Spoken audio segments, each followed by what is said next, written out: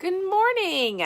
Welcome to the Keto Mom page, or good afternoon, or whatever time you're tuning in. My name is Stephanie. It's a little bit later than usual. We are getting all 4 of our daughters ready to go to camp for 4 days. Weird, right? We're going through this book. We're on chapter 5, and I want to check in real quick. How are you doing? How are you either liking the lives, or how are you liking the book? So this morning, we were just kind of running around, getting suitcases packed. The girls are heading off to camp, which is weird. They rarely leave us for that. I don't remember the last time I had my kids not with me. Not that they ever haven't been, but they'll all be together and we're just going to be here. It's going to be great. No, we've got some stuff planned. But where are you tuning in from? And do you feel it's an awkward time? So I'm guessing that people will have to watch the replay. But super, super sorry. But I want to know, we're going to go over this real quick. Chapter 5 of Winning the War with Your Mind. Now, the entire book is great. I just want to remind you, because I talked to somebody last night, actually at my church, at our ladies group, and she's like, I can't keep up. And I was like, you don't have to. My hope and my goal is to help you learn to love to read, or to pay attention to the things that you're putting into your mind, to pay attention to the words that you're speaking. All of the books that we've read all have the basic same concept, right? They give you the same understanding and the same tools and the same, here's what you need to do, just a little different, right? And everybody learns differently. Everybody's voices speak to you differently. So maybe one book didn't really speak to you, but this book is, and it's the same idea, just a different way it's written, right? And so basically, chapter 5, and I'm going to show you something for the next book I want to do next month. I might change it. I want to see what you think. But there's a book that I'm going through with about, I think, 40 other women, and I love it, and I would love to share it with you to see what you think. So this one's talking about the creating a trench of truth. Basically, he says the problem with how we attack our problems is that we go after the problem. So what is your problem, right? You want to lose weight. You want to feel better. You want better relationships. You want to be a better parent, right? Whatever the problem is. We focus solely on the problem by making a commitment to start and stop doing something. Here's the deal, though. We've done this before, he says, right? You decide you're not going to do something. I'm not going to eat the cookie. I'm not going to go out to eat. I'm going to go to the gym. Whatever the case may be, right? He says, I'm going to quit smoking. This year, I'm going to eat healthy and exercise every day, right? We make a decision. And then what happens? Behavior modification doesn't work because the focus is only on the modification behavior. You don't get to the root of the problem, which is the thought that produces the behavior. And so he gives an example. The story is great. He says, I'll give you an example. You look out your yard. You look out a window. You're looking at your yard. You see an ugly tree outside. So you walk outside and you cut the branch off the tree. You walk inside. The next morning you wake up expecting the tree to be gone, because you cut the branch off, right? You're changing the one behavior and the tree's not gone. Why? He said, you can't expect the tree to be gone because the tree isn't the problem. Actually, the root system of the tree is the main culprit. If you don't remove the root system, when you cut down the tree, it will still grow back, right? If you just say, I'm going to eat healthier, but you don't get to the root of why you were eating the way you're eating, it won't change. If you can't figure out why, when you're super emotional, you eat food, right? So maybe you go, okay, I'm eating this way. This is why I tell people, when you're eating, I'm talking about food right now because that's probably why you're here. So think about like this. When you find yourself overeating, it's not just the food you can't just go, I'm going to eat healthier. You've got to figure out why you're doing it. Why are you overeating? Are you emotional? And why are you emotional? Is it that time of the month, right? What's the trigger? Did somebody say something? Is it like a response when somebody says like, you're not good enough? You're never, is it a response towards social media of comparison? Is it because the clock simply says to eat? Are you so ingrained, your neural pathway says, oh, it's 8 o'clock, it's breakfast, I eat lunch at noon, I eat supper at 5, and I have 2 snacks a day? It's all up here. And if you can't figure out the root of why you're doing something, that is the number one first thing we have to do, right? What is causing you to overeat? What is causing you to go through the drive-thru? What is the root of the problem? And if you can get that root out, we can replace it with the truth. So then he goes on. He says, thinking I can change a behavior just by removing the behavior is absurd. The behavior isn't the root problem. The renewal pathway that leads me to the behavior is the problem. And if I stop a behavior, it will come back unless I remove the lie at the root of the behavior and replace the neural pathway that leads me to the behavior, right? Why are you eating this way? Why do you go through the drive-thru? Why are you not working out? Why are you hitting the alarm clock? Why? Let's figure out the why you're doing it. That's the root, and we're going to have to get rid of it. So this chapter's long. He talks about replacing the lies. He talks about declarations. Have you guys ever heard of declarations? Like looking at yourself in the mirror and saying things as if they were truth, even though you don't believe them. Like looking in the mirror. There's some ladies that I was talking to last night and saying, she's like, I used to stand in the mirror and I'd have to tell myself, I am worthy, I am beautiful, I am successful, I can do this.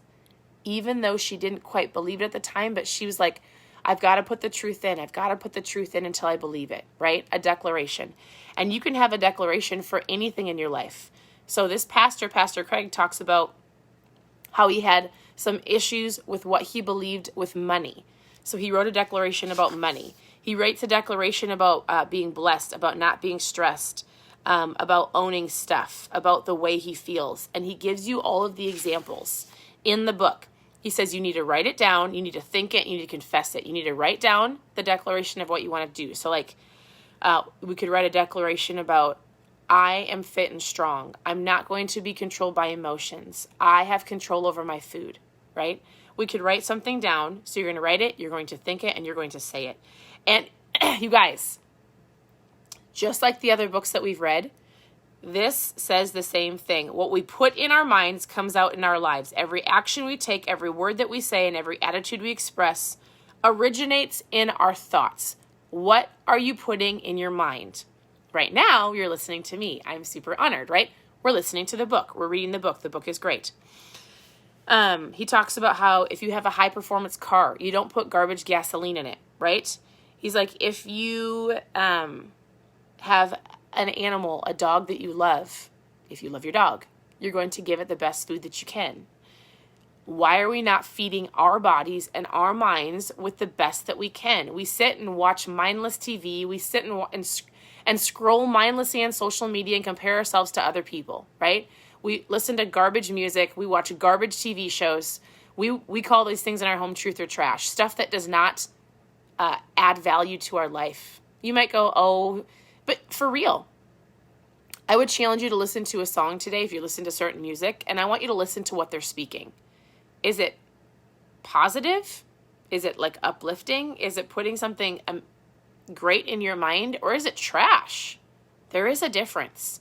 There's a difference between trashy movies, trashy TV shows, gossip, certain people speaking into your life. And if you're allowing that up here, guess what? That is going to create the root of why you do certain things in your life. So, he even says this, studies reveal that we are bombarded by about 500 unintentional and intrusive thoughts a day. Each unwanted thought lasts about 15 seconds. Do the math. That's almost 2 hours a day that we are thinking things that we don't need to be thinking or listening to things we don't need to be listening to that ultimately create the root of the problem in our life and why we do things today. What you put in here or what's in here comes out here and causes you to react a certain way, right? So good.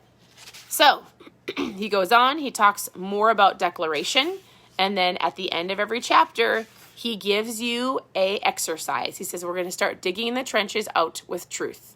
So he's going to help you identify the lies again and help you start writing your declaration to change your thought pattern. And sometimes you have to say it over and over again until you believe it. So this is the book. Super great. We're going to keep moving on. So here's the book that we were going to do for September. I want you guys to let me know what you think. Is this making sense? Does that make sense? I hope you're loving it. We were going to do this book, Think and Grow Rich. It's not what you think. It's actually quite deceiving. It's an incredible book. I am going through this book, though, with a whole bunch of ladies. We've got 2 more weeks. It's called Dream It, Pin It, Live It. This is something that we would probably go through in January. And I think, why should we wait to create a vision board? And has anybody done vision boards before? I have done tons of vision boarding. I've listened to tons of people talk about why to do a vision board and how to do a vision board. We do them with our company. We do them with our team. And this lady changed the way that I look at vision boards. My vision board is going to be done soon differently. It is incredible. And I would love to not wait until January because it's the new year to create a vision board. I'd love to do it right now. And so there's this book and there's a workbook. She actually has videos, and I want to see if there's a way I can get you to watch the video. She's so funny. Again, it's biblical. It's biblically based, whether you want to do it or not do it. I'm just letting you know. Just like this book is written by a pastor. My husband used to work for this church. And so we used to live in Oklahoma. We live in Minnesota now. But it's more than just wanting a car, right? It's more than just wanting things, and things aren't bad. I'm going to coach you through it. But it legitimately gave me this new, I don't know. It's so good. I'm loving it. I'm going to create my vision board this week. I will share it with you. But I think we should do this book first. Now I need you to vote, okay? Yes, I used to live in Oklahoma, Edmond, right outside Oklahoma City. My husband used to work for Life Church. So he was on the YouVersion Bible app team, helped create the app, super incredible. We loved that season of our life. It was much needed, and it's who we are today because we were there. We are. So tell me what you want to do, and I'm not offended if you don't want to do this book. It's fine. So we can either do this book, and it's Terri Savelle. I'll find a link to get her book. I think we should buy it from her. I would, as often as can, prefer to buy the book from the author than Amazon or anywhere else. So, I would Regina, you're amazing. I would love to come back to Oklahoma. I need to come back and visit you for sure. I don't know if we'll move there, but we love Oklahoma and I love all the people there. Okay. So tell me, do you want this book? Do we want to go through vision boards, or do we want to read this book? And you guys, they're both great. We can go through this book in October if you want. Which one? Okay, so vote. Let me know. I'm going to put a poll on my stories. But we're going to keep continuing on through here.